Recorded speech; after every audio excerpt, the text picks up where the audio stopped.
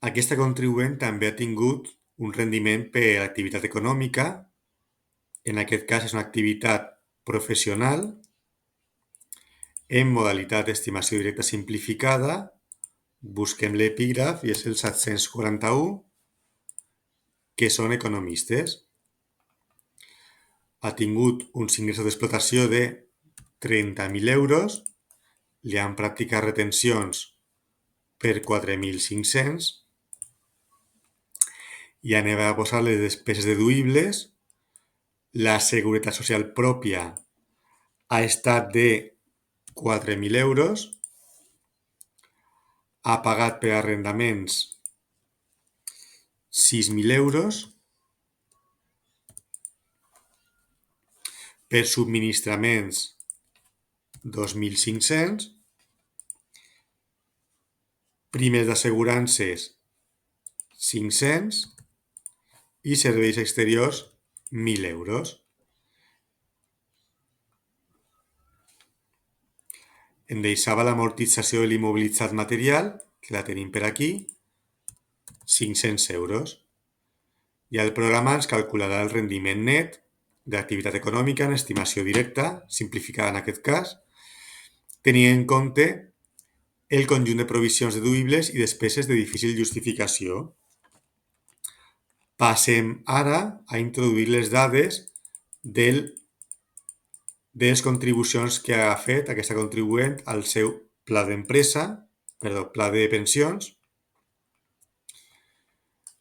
a les aportacions i contribucions de l'exercici 2023.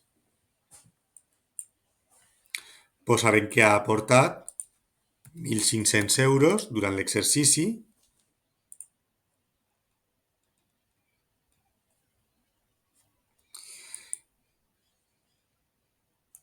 i també hauríem de posar que a la pàgina 16 ha venut accions de CaixaBank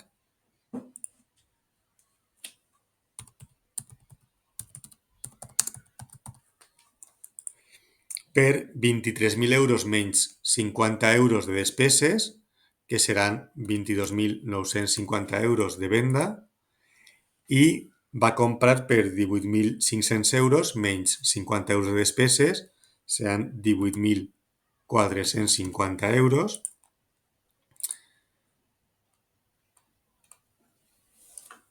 I a continuació anirem a la pàgina 35 per posar la deducció de maternitat i per despeses de llar d'infants.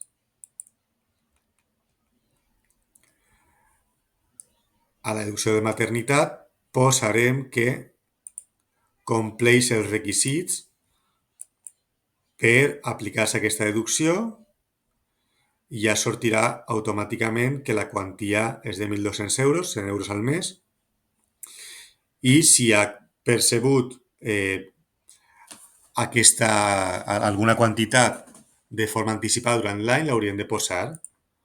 Posarem també que durant els mesos de gener, febrer, març, abril, maig, juliol, setembre, octubre, novembre i desembre ha pagat 150 euros de llar d'infants, que sumaran 1.650 euros. I la deducció serà de 916 euros amb 67 cèntims.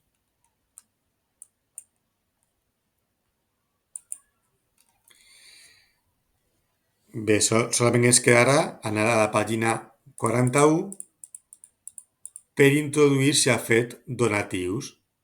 En aquest cas, ha fet donatius de 250 euros a una ONG a la qual fa donatius de forma recurrent. Llavors ho posarem a aquesta casella, és 250 euros, i aquí ens vindrà l'import de la deducció de 172,50 euros. I amb això ja haurem acabat la declaració. Anirem a resum de declaracions, on veurem que en cas de declarar de forma individual hauria de pagar 828,12 euros, i si declara de forma conjunta, que és el que farà, és més favorable, de forma conjunta en aquest cas significa que declara ella amb tots els fills menors d'edat que convisquin amb ella, li retornen 31 euros amb 88 cèntims. Aquí podem veure tot el resum de la declaració. I si la volem presentar, li donaríem a presentar declaració, que òbviament aquí no podem continuar, i posaríem el codi de compte corrent, l'IBAN, per rebre aquesta quantitat, o si en cas de pagar, posaríem aquest compte corrent i dividiríem el pagament, en cas de que ens interessés, en dos pagaments diferents.